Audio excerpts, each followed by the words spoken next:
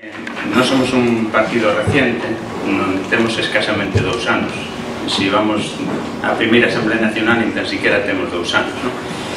E este percorrido iniciamos 27 personas, que, bueno, 27 personas porque sempre hai algún que asina abaixo, pero en realidad iniciamos menos, non? Creo que iniciamos 13 personas ou 12 personas. Na primeira Asamblea Nacional estábamos 40, 30 personas.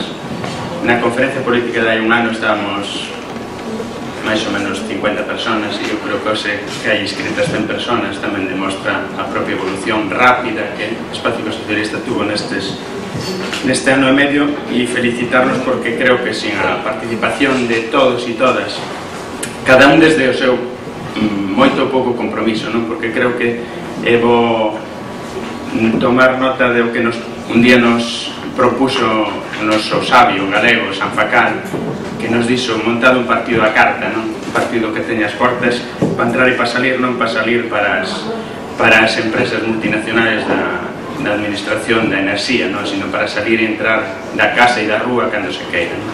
E creo que eso de alguma maneira o estamos conseguindo. Donde todo, porque tamén somos conscientes de que estamos xa a media de edade, espacio unha media madurita, e nos costa incorporar novas formas de facer política tamén de novas generacións, non? Pero bueno, o intentaremos, non? Porque tamén hai espacios como estes que son espacios para facer gestión e planificar, pero hai outros espacios que poden ser máis alegres, máis distendidos, máis próximos a xente de non tanta ayudita como os que vexo por aquí mayoritariamente. Vivimos tempos de carrusel, non? Onte a mañán estábamos cun escenario político e a media mañán estábamos con outro escenario político despois das declaracións de Beiras, non? Pero bueno, isto tampouco é normal na esquerda galega nos últimos anos, non? Levamos en carrusel creo que 2 anos e medio, non? Un día estamos nun sitio, o día seguinte nos temos que ir porque ese sitio mudou, e despois temos uns aliados, de repente esos aliados tamén mudan. E, bueno, eu creo que é fruto dos tempos que nos tocaron vivir, non? Son tempos de reconstrucción da esquerda, pero tamén son tempos duros para a ciudadanía, non? Son tempos de recortes, non só de recortes sociales, que xa son duros, non? Sí, sino, sobre todo, que é o que máis nos debería de preocupar, de recortes democráticos, non? Porque esos son os que nos van a impedir dar a pelesa en condicións de dignidade e de poder ganar frente a esos recortes sociales, non? Eles nos queren quitar esperanza e nos tenemos que intentar levantala, non? E digo que son extraordinarios porque en realidad creo que Espacio Socialista non tería nacido, como outras forzas da esquerda galega non terían nacido, se non houbera antes unha crisis, unha descomposición da esquerda nacional e internacional profunda, non?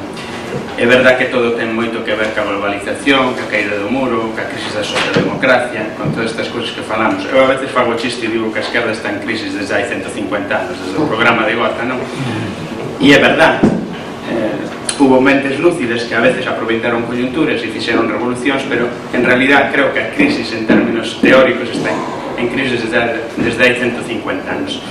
Pero bueno, eso a xente non lle importa, é dicir, a xente que non ten que comer, que non ten casa, e dá igual se a esquerda está en crisis desde hai 150 anos ou desde hai 80, non?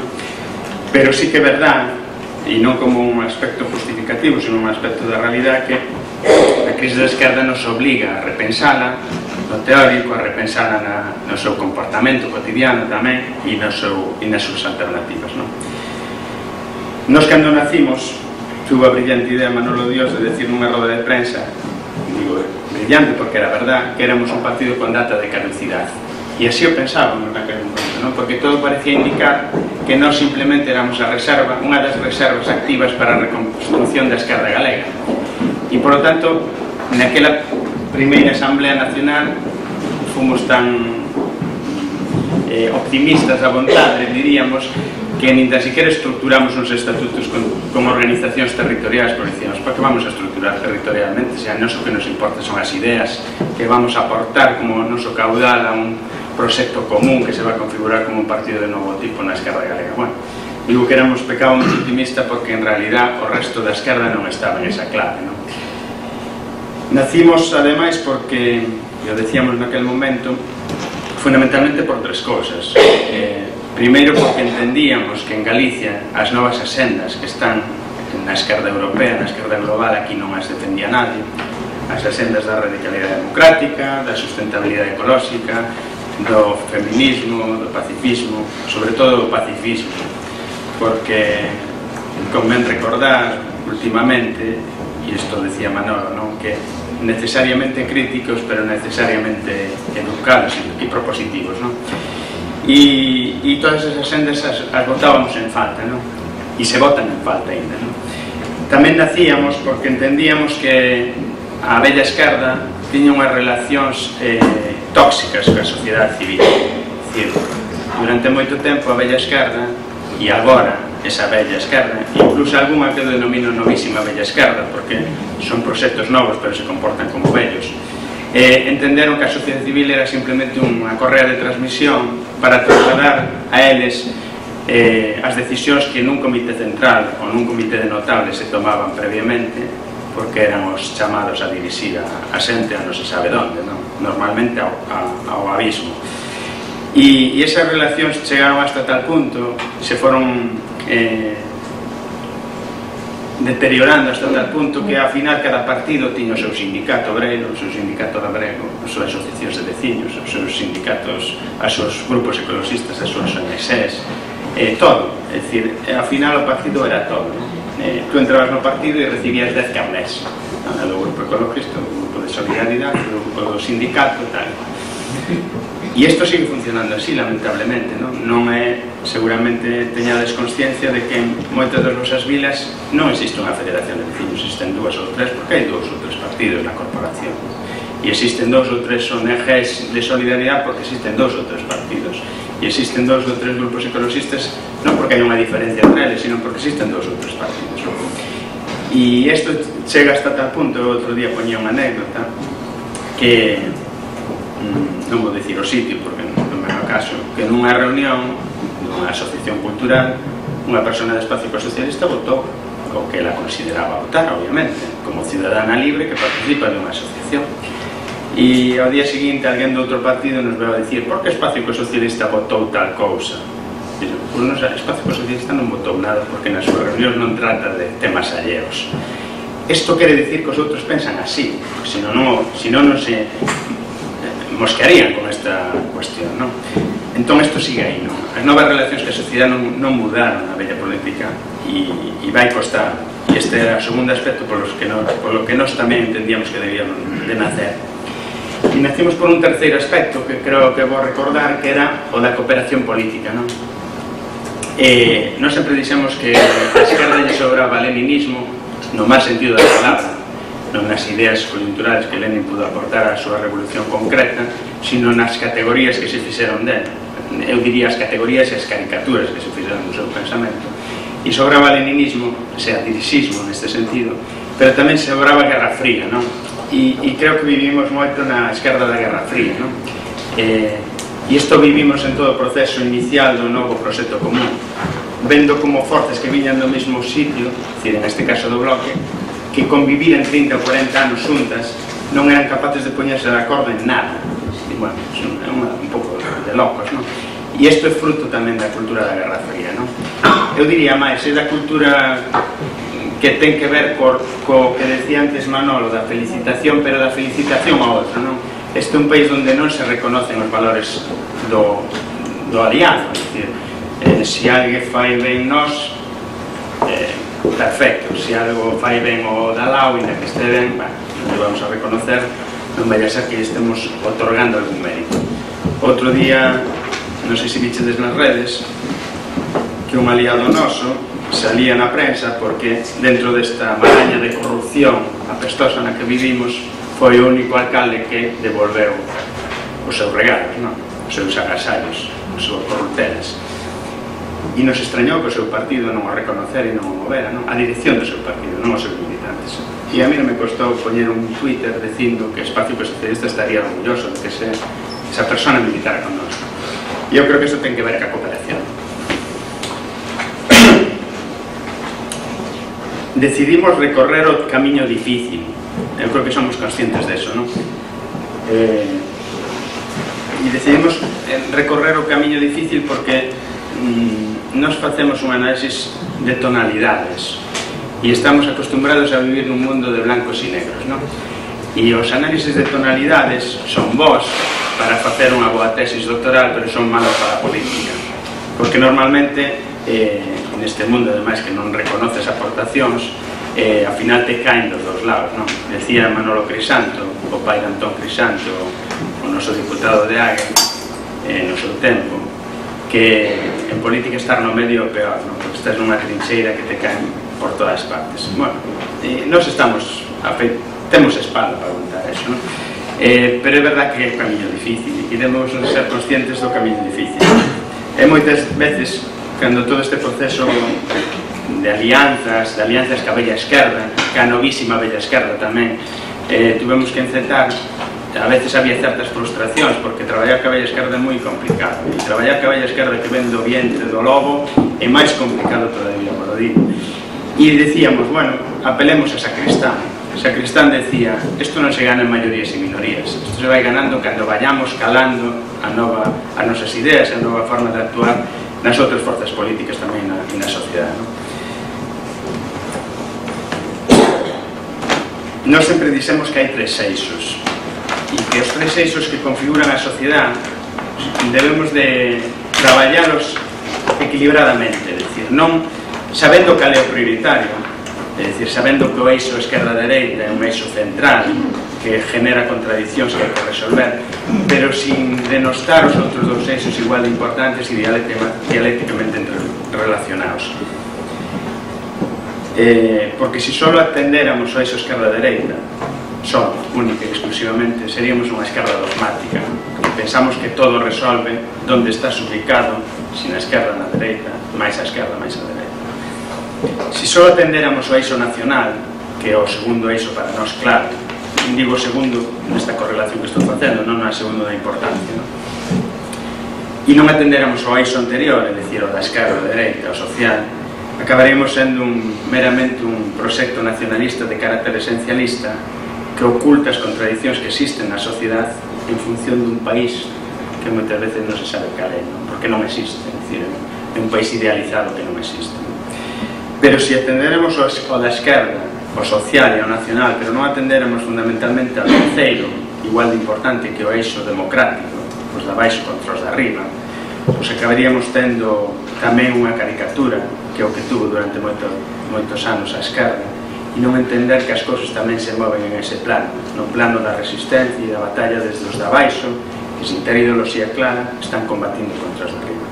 Bueno, eu creo que temos que abordar os tres eixos, e creo que o estamos facendo, e que estamos intentando explicarle a xente que os tres eixos son fundamentales e que non se trata de que é o primeiro, non é o primeiro, é os tres a vez, e os tres situados no seu xusto punto, porque o terceiro, que é igual de importante, o democrático, se só abordáramos únicamente o democrático, isto hai moitos partidos de moda que di, non, agora xa non hai esquerda e dereita, non hai ideoloxías, o único que hai é os da baixo contra os da arriba. Bueno, pues se só atendéramos ese terceiro eixo, seguramente teríamos, e xa están nacendo, partidos de corte populista que lle vale todo, é dicir, que din o que quero ir a xente, e nós non queremos decir o que quero ir a xente, nós estamos entre a xente, somos a xente, pero temos un proxecto ideolóxico tamén que defender e que é antagónico con aqueles de arriba que están defendendo os seus intereses.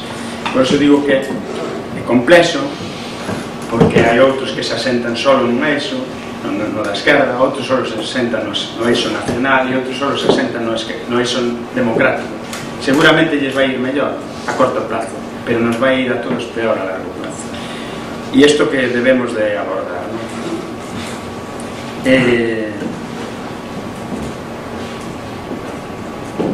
Nos, cando se produciu a ruptura do BNG e a crisis do PSDG, porque son de alguma maneira os dos referentes históricos da esquerda en Galicia, non?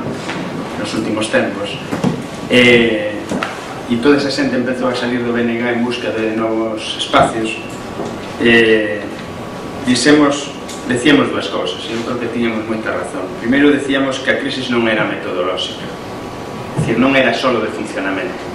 Moita da xente que se foi do BNG no seu momento situou a crisis nun problema de funcionamento interno, por así decirlo, non? Pues hai un partido que son malísimos e que nos fai a vida imposible. É verdade, había un partido que son malísimos, por certo, e os que se foron algúns tamén son malísimos. Pero ese non é o problema, non sempre dixemos, non é un problema metodolóxico, tamén é un problema metodolóxico, pero se non sodes capaces de resolver outros dos problemas, é dicir, o problema metodolóxico, o problema paradigma que hai que construir, se seguides anclados no paradigma vello, no paradigma que durante 20 anos funcionou en Galicia, de a esquerda nacionalista por un lado e a esquerda estatalista por outro, non acabaremos de resolver o problema. E ademais tamén é ontolóxico, no sentido que decía antes, non? A relación do partido coas persoas. E se non resolvedes a relación amable, educada, cordial, de apoio mutuo, que a xente, que a sociedade civil, tamén seguiredes no mesmo problema. Da igual que vos vallades, porque vos vades, pero o ADN que tenes vos persigue, e vos vais perseguir igual. Entón nos entendíamos que se trataba de eso, non? Se trataba de unha nova relación ca sociedade, se trataba de unha epistemoloxía que abordara un novo concepto de Galicia concebida como unha nación moderna, pero con clases sociales, con diferencias sociales, e insertada como unha nación europea, porque nós somos moi críticos co Tratado de Lisboa, co Tratado de Maastricht, somos moi críticos ca deriva neoliberal de Europa, pero somos europeístas, porque sabemos que ese é o contexto de cambio máis importante que existe no mundo neste momento. E máis, a Unión Europea ten o 7% da población mundial, pero ten o 60% dos recursos sociales do planeta. É dicir, eso é unha dinámica que hai que defender frente á troika. E, por lo tanto, eso tamén nos leva a construir un discurso crítico con Europa, crítico coas políticas de Merkel, da troika, pero tamén alonsado dos populismos que queren volver a non se sabe o que. A non se sabe o que. E se hai que abordar o tema da salida do euro, que o mellor hai que abordarlo a fondo, hai que abordarlo tamén construindo unha alternativa creíble, seguramente non nacional, sino multinacional, de varios países, porque senón tampouco será creíble. Por lo tanto, non nos vale tampouco certos populismos que durante certo tempo a esquerda hegemónica en Galicia utilizou.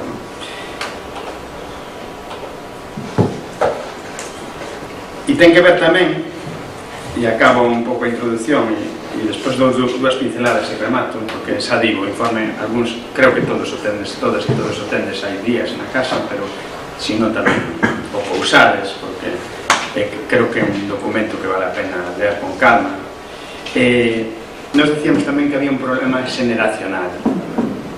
Na reconstrucción da esquerda hai un problema xeneracional, pero non porque os vellos non nos valgan, non. É máis, hai vellos que non son vellos, son clásicos e sabios, como decía eu antes de San Pacal. Non é un problema generacional no sentido de a xente nova ten razón e os vellos sacados, non. É un problema generacional fundamentalmente pola propia dinámica democrática española, e vou non explicar. Aquí non é un problema generacional coa xente de máis edad que por fruto da edad ten un pensamento diferente a xente que poda ser máis nova. Non, é un problema fundamentalmente de cultura política. A ver, hai toda unha xeneración de dirigentes políticos, algúns valientes, honrados, xenerosos, outros menos, que se formou, liderou a esquerda en tempos do fin do franquismo. E, por lo tanto, fixo nunhas condicións antidemocráticas de cerco, de illamento, que tamén configuraron a súa propia cultura política. Outro día, na presentación do libro de Xaime Siguera, Xaime empezaba con unha frase dicindo, bueno, ele presentaba un libro sobre o nacionalismo, e Xaime decía, a sociedade ten prejuicios con o nacionalismo. Cando me tocou intervir, eu disse, non, o nacionalismo ten prejuicios ca sociedade. E ese é o problema, porque se creou unha cultura de illamento, de xente que é normal, vivía na clandestinidade, tiñan que ter os seus mecanismos de autodefensa, porque o régimen era feroz, e os acababa levando a cárcel. Pero eso tamén xenera unha cultura de entendimento das relacións entre a esquerda, non? E esa cultura, por moito que soltemos lastre, todos somos fruto da nosa mochila. E eu creo que esa mochila é moi pesada, porque esa mochila genera desconfianza a todo alrededor. É dicir, sempre estás pensando que clavada me vai meter este de alao si colaboro honestamente con ele. E máis alá na sociedade, estás pensando, esta sociedade, pois, é de dereitos, conservadora, non merece a pena. Sí, a sociedade que temos, pero sí que merece a pena, porque é a nosa sociedade, non temos outra. Se naceramos, pois, holandeses, pois teríamos a sociedade holandesa, e mellor estaríamos votando pestes contra a sociedade holandesa, non? Quero dicir que iso tamén marca un estilo de facer política, é dicir, esa desconfianza hacia o teu propio país, hacia a tua propia xente, que ao final a cabo é a que dis que quero representar. É dicir, que estas elecciones europeas e municipales se marcan nun ciclo político que empezou co 15M. É dicir, ese ciclo se iniciou as municipales hai 3 anos. Por qué? Porque o 15M, ao marxen da súa letra, que nos pode gustar máis ou menos, e que podemos ter máis discrepancias ou menos, o importante do 15M era a súa música, e a súa música decía: estamos cansados desta forma de facer política, o réxime está agotado, e llaman democracia e non lo es, e por lo tanto hai que ir a un novo proceso constituinte. E ese ten sido a senda colocada polos de abaixo nos últimos anos, e normalmente os ciclos se abren unhas eleccións e se cerran nas seguintes, ou como moito no próximo ciclo de outros 4 anos. E, por lo tanto, todo isto que estamos facendo hai que marcalo nese contexto de ciclo político de cambio. Estamos nun proceso constituinte, e máis, creo que deconstituinte, porque no fondo nos están deconstituindo todo o que tiñemos, non? Pero a nós nos toca facer o novo proceso constituinte. Non vamos a negar, tamén como fan outras forces, o valor que tuvo, porque sería negar o valor da loita que tuvo a xente de esquerdas para conseguir esta mínima democracia que temos. Non se trata deso, nin de poñer en valor as conquistas de hai 40 anos, tampouco se trata deso, pero sí se trata de indicar que aquelo se fixo nunhas condicións determinadas, tutelado polo exército e polos poderes fácticos, e por lo tanto non se podía ir máis alá. A correlación de forzas non permitía ir máis alá, e ese modelo de democracia tutelada está agotado. O estamos vendo, o vemos na corrupción generalizada das súas élites, o vemos nos casos no vemos na crisis, o vemos no proceso catalán. É dicir, o proceso catalán non é simplemente un proceso nacional, no sentido de desajuste, que tamén o é, de desajuste do que non foi capaz de resolver a transición, do ajuste nacional nun Estado plurinacional, que tamén o é. Sobre todo tamén é un factor que demostra unha crisis democrática do Estado, porque non é capaz de resolver unha crisis territorial que ten, e por lo tanto non é capaz de formular unha nova relaciones federales, confederales ou de outro tipo con ese territorio, non? Por lo tanto, eso tamén indica que estamos nun modelo agotado. E frente a un modelo agotado, só hai dúas vías: deixarnos que non o agoten máis, que é o que están facendo, é dicir, deixar que nos desmantelen aquelas conquistas incluso que nos entendemos que son cortas, porque aquí, se vedes, estamos nunha situación moi curiosa. Non estamos falando das sendas do século XXI e outros están aplicando as sendas do século XIX. É un pouco paradóxico, pero pasan nos procesos de transición tamén, e nos pode pasar eso, pero eso só se combate con dúas cosas, efectivamente con propostas, é dicir, con propostas que sean creíbles pola ciudadanía, non? Porque moitas veces decimos, bueno, é que non estamos a solución aos seus problemas, nacionalizar non sei que, resolver isto, poñer límites de mandatos na política e tal. A xente porque non o cree, e outro, fundamentalmente, a xente non o cree porque o relato non é creíble.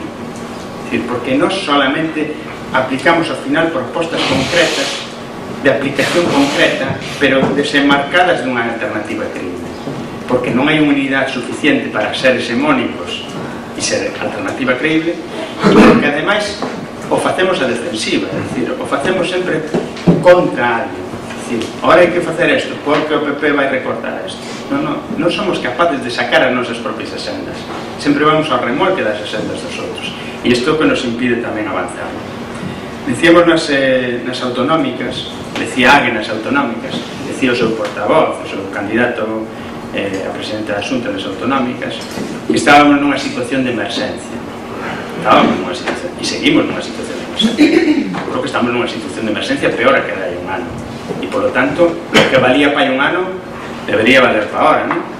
E tamén decíamos outra cosa, decíamos, non nos valen as formas vellas de facer política, queremos construir un instrumento participativo, onde a xente entre, irrumpe, indistintamente que este nos partidos que conforman a coalición ou non este.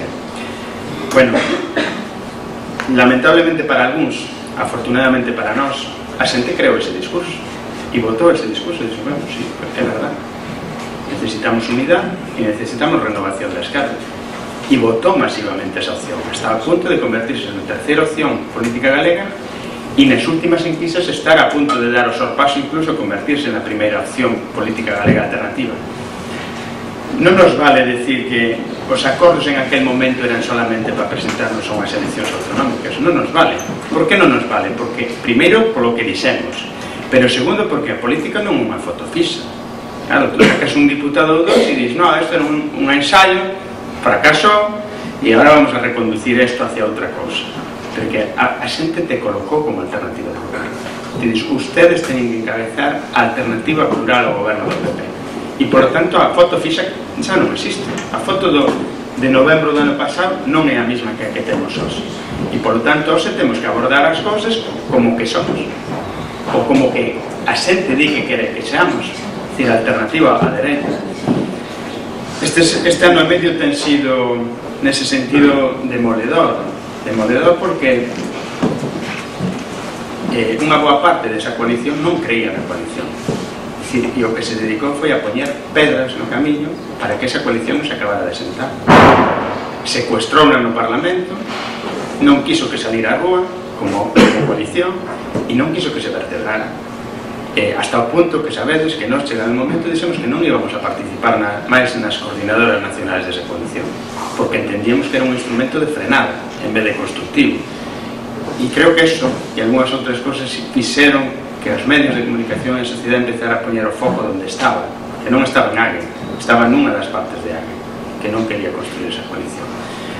Pois estamos, afortunadamente, como decía, no carrusel noutra situación, porque parece que esa pata de Agues vai virando un pouco hacia manter estratégicamente, como decimos nós, esa alianza, pero tampouco nos equivoquemos. Aquí había dos objetivos, a unidade e a renovación. A unidade podemos lograrlo. Veremos mañán que pasa no referéndum. Pase o que pase, tamén sabedes que Espacio Socialista decidiu no seu momento concurrir a esas eleccións europeas con Esquerda Unida e con outras forzas para constituir un suxeto político galego dentro do marco dunha alianza estatal con Esquerda Unida, con Iniciativa per Cataluña, que a Xunta Aragonesista, con Bazarre e con outras forzas políticas e sociais. Pero paso que pase, en todo caso sigue pendiente o segundo, e iso nos vai obrigar tamén a debatir nas propostas de resolución que despois presentará o compañeiro Juan. É dicir, que a renovación da esquerda temos que seguir facendo, porque o mellor algún pensa que vai a facer nestas europeas e nas municipales o que fixo hai un ano, reunirse bilateralmente e popularmente para decidir sus cositas. Eu creo que ese non é o momento é empezar a construir Ague desde abaixo, construílo democráticamente. Xa non pedimos radicalidade democrática como a pedimos nós, isto de listas abertas, en primarias abertas, non, pedimos polo menos que haya espacios comuns de decisións consensuadas. Non é moito pedir, sobre todo non é moito pedir por un partido que vai dicir que non se vai pelear polos puestos, o sea, non é moito pedir, pero entón, fagámoslo, porque mellor nos vemos obligados a ter que dicir no último momento, non, en esas condicións non vamos. Para meter en Bruselas a un agente desinflador de Ague, non vamos. E que o sepan, porque creo que vos sepan. O mellor algúns está facendo as contas da leiteira e Espacio Socialista é moi amable, moi cooperativo, pero depende en que condicións, claro, porque non todo toca sempre. Tocou fai un ano, pero non todo toca sempre. Temos o camiño máis difícil, é verdad? Claro, é moi difícil ter unha política sustentable e mañan ter que decir a certa mentalidade industrialista que certas industrias hai que ir empezando a pechalas, porque non son boas para... Non é que sean malas para os postos de traballo, pero non malas para a nosa vida, para o noso medio ambiente, para a nosa respiración, para as nosas formas de entender a sociedade, non? Iso é difícil. A ver, claro, é máis difícil que apostar por políticas industrialistas, non? No outro, na cooperación tamén é máis difícil, non? É máis fácil ser un partido esencialista e dicir, temos a verdade absoluta, dirigimos o proceso e non nos comemos a cabeza, non? Votamos pola vía difícil. Pero a pesar deso, eu creo que, se vedes no informe, que pretende ser transparente. Creo que outro día, cando discutíamos no Consello Nacional, alguén o decía, creo que era Bernardo, non? Os partidos non suelen poñer os seus afiliados ese un informe que vai ser público, detallados, comarcas por comarcas, cantas altas, cantas baixas, cantos cartos. Por certo, aquí aparece que non somos unha miseria. Estamos falando de presupostos de 5.000 euros. non temos subvencións de ningún tipo, pero non conocemos os presupostos de AGE. Eu non os conozco, non sei se algún de vos os conoce. Iso tamén é transparencia, esa é a nova política tamén, e creo que tamén hai que exigilo á policía. Pero decía que a pesar de eso, de atopar o camiño difícil, non nos impediu pasar de 27 a 251 en estes 2 anos. E iso quere dicir que a pesar do camiño difícil, hai moita xente que quere facer ese camiño difícil, que está disposto a facer ese camiño difícil, sabendo que é un camiño complicado, que non é a veces agradable e que sobre todo non vai dar satisfaccións de que hai de lo mío, que é moi típico en política, hai de lo mío, que me toca. Entón, creo que eso nos debe de levar a facer un balance positivo do traballo, non? Eu creo que seguimos sendo nada. Es decir, é verdad que temos esa fama de ser un partido propositivo, fama ganada, por outro lado, Manolo pode explicarvos despois, como moitas das propostas que alguén leva ao Parlamento, as de peso, non as preguntas orales ou escritas a tal conselleiro, sino as de peso, as proposicións non de lei, as iniciativas parlamentarias, por certo, non teríamos este problema de que ahora o Bloque encabeza, lidera o tema dos diputados de Feijóo, de diputados de Feijóo. Si algo hubiera tido en conta, hai ano e medio unha proposta de radicalidade democrática que este partido fixo e non o meter nun caixón durante ano e medio. Entón, eso tamén é vos sabelo, porque eu creo que eso é un valor noso, é un ADN noso, o valor propositivo. Temos outros 2 valores, creo que tamén son vos cultivar, o valor amable. Aquí a Comisión de Garantías creo que nunca funcionou, e de sexo que nunca funciona.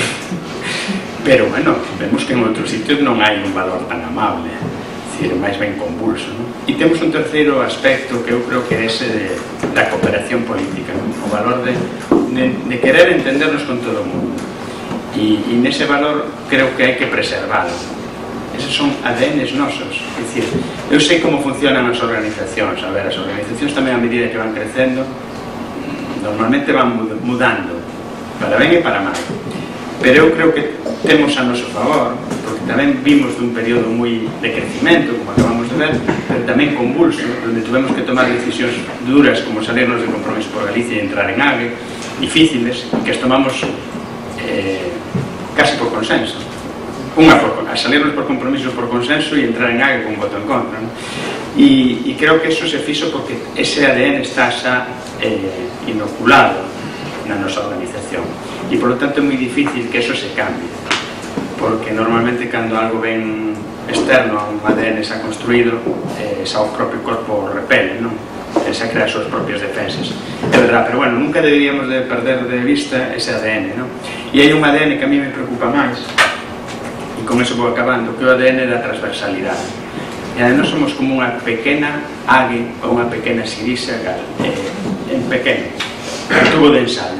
Por que digo eso? Porque fomos capaces de construir un proxecto de esquerdas democrático, novo, transversal, donde conviven xente que en outro momento histórico sería difícil de convivir. Aquí hai unionistas, federalistas unionistas, pero tamén hai algún independentista. E conviven porque nós temos resolto eso na sentido dun dereito democrático a decidir, na solución dunha decisión de que Galicia é unha nación e, por lo tanto, composta por ciudadanos que colectivamente teñen dereito a decidir, e outra cosa é a solución práctica que en cada momento se lle dé. Non quita que nós teñamos unha solución práctica. Nos nosos documentos seguimos apostando, a pesar de todo, por un Estado federal ou confederal. Seguimos apostando. Digo a pesar de todo porque para que exista unha parella, a outra persona ten que querer estar contigo, claro. E hai moi poucos federalistas en España. Fora da periferia creo que hai moi poucos. Últimamente, afortunadamente, Izquierda Unida entrou nese camiño, no camiño do reconocimiento da plurinacionalidade, do dereito a decidir e tal. Pero Izquierda Unida é moi pequeno no Estado. Os 2 grandes partidos, PP e PSOE, e outros que están nacendo, están na deriva de aquí non se decide nada. Estas constitucións son as tablas sagradas e aquí non se move un ápice, non? E esa transversalidade tamén a temos nas formas de entender o traballo da rúa. Nós temos xente que está en sindicatos dos de sempre, dos tradicionais, comisións, a CIGA, pero tamén hai xente que está en novos movimentos sociales crítica con esos sindicatos. E eu creo que isso é bo, porque eso tamén introduce riqueza transversal do partido. E iso nos pasa en moitas cousas máis. Na transversalidade de xénero, que fomos capaces tamén de impoñer, porque Nos costou ao principio tamén que mulleres deran o paso para estar nos órganos de dirección e hoxe, afortunadamente, na proposta da tarde podemos presentar unha candidatura paritaria a todos os órganos de dirección. E creo que esas transversalidades, a transversalidade tamén que falaba antes de xeneracional, creo que hai que mimalas e cuidalas. Remato. A pesar de todo eso, e ainda que o informe pode ser un pouco triunfalista, ademais, creo que convén non perder de vista os erros que cometimos e o que nos queda por andar. Nós ainda non somos un partido con incidencia e con influencia. Seguimos sendo como moito un lobby de ideas. E así nos ven, como un lobby de ideas. Ou somos capaces, en esta batalla que nos quedan aquí as municipales, en vertebrarnos territorialmente, en crear un equipo coordinador nacional, pero que no fondo é unha executiva, porque ten que executar. Somos capaces de asentar órganos de dirección serios que debatan, pero que tamén actúen con responsabilidades concretas, máis alá dos 2 ou 3 que tiramos do carro, ou se non seguiremos sendo un club de opinión moi majos, esos chicos guais que lle caen a todo o mundo e que son a súa segunda opción, pero que nadie no fondo está con nós, están de espírito pero non en materia, non? Entón eu creo que iso nos queda por facelo, hai que facelo, iso é o reto nestes próximos 2 anos.